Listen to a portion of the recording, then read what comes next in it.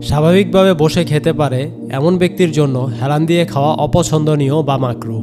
আবু জুহাইফা রাদিয়াল্লাহু তাআলা আনহু থেকে বর্ণিত, রাসূল সাল্লাল্লাহু আলাইহি ওয়াসাল্লাম বলেছেন, আমি হেলান দিয়ে খাবার খাই না।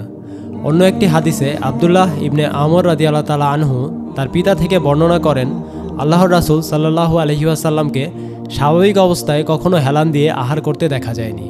কারণ হেলান দিয়ে খেলে আল্লাহর নেয়ামত খাবারের প্রতি নিজের মুখাপেক্ষিতা ও রিজিকদাতা আল্লাহর প্রতি শকর প্রকাশ পায় না, অহমিকা প্রকাশ পায়।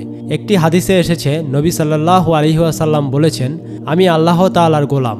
আমি সেভাবেই আহার করি যেভাবে একজন গোলাম আহার করে, এবং আহারের জন্য সেভাবেই বসি যেভাবে একজন গোলাম বসে।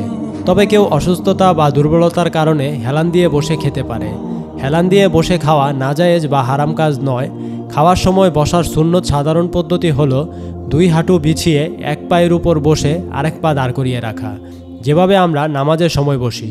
অনেক আলেমরা এভাবে বসে খাওয়াকে সুন্নত বলেছেন।